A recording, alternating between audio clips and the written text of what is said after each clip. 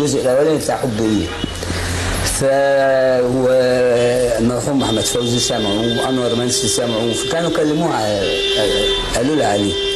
فلما دعيت لسهره فيها ام كلثوم تصورت ان الدعوه عشان كان امير بن اختها ابراهيم خالد كان رمسيس نجيب عايز يطلعه، هو ولاد مغني وصوته كان كويس بس هو مش غاوي يحترف يعني. ما اعرفش هو فين حتى دلوقتي.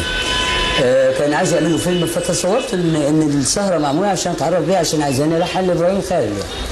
فبعد ما قعدنا وكله جت حتى هي غنت يوميها، غنت حاجه قديمه للاستاذ صبري يعني. فجابوا لي العوده قالوا غني ايه؟ ام كلثوم قاعده غني ايه؟ في ايه يا فوزي؟ في ايه؟ قال لي يا اخي مش حب ايه؟ قلت له حب ايه؟ ام كلثوم قاعده حب ايه؟ لاني انور منسي حافظها، كنت بروح عنده في البيت فراح قايل البيات بتاعها بالكمان. طبعا كسفت جدا وما بقتش عارف اعمل ايه. فقالت لي تعالى جنبي هنا تعالى. فقمت اوتوماتيك كده من غير ما اعرف ايه اللي بعمله يعني، لقيت نفسي قاعد جنبها. قالت لي سمعني بيقولوا انك عامل حاجه حلوه اسمها. قلت لها يعني غنوه يعني. قالت لي بس قولها. فقلت الجزء الاولاني اللي انا عامله وقلت بارتباك طبعا. جيت اقوم قالت لي لا خليك قاعد قولها تاني. قالت لي بتقول ده قوله تاني. الثالث تاني يوم ادتني ميعاد في البيت، فبرضه انا فاهم ان ابراهيم خالد. فجبت فوزي قلت له بقول لك ايه، حب ايه دي لا تنفع ابراهيم خالد ولا نيله ولا مش هديها انا، ما انا مالي، انا لسه ما خلصتهاش وبعدين انت بتحرجني ليه يعني.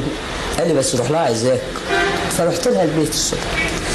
الكلام بقيت الكلام قلت لها كلام مين؟ قلت لها عبد الوهاب محمد. قالت لي مين عبد الوهاب محمد؟ قلت لها صح يعني فين؟ قلت لها بيشتغل في شركه. قالت لي معاك نمره التليفون؟ قلت لها ممكن.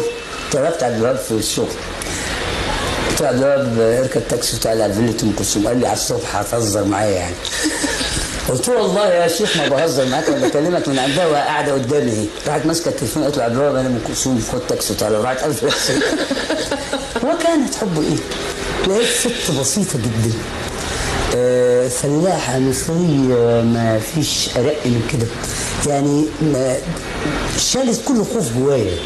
حسيت انها امي وحسيت انها اختي يعني، شالت كل ما ممكن يخليكي تبقي بتشتغلي وانت مضطره يعني.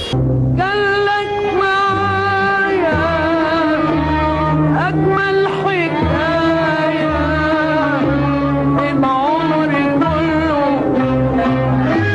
قالك معايا اجمل حكايه العمر كله.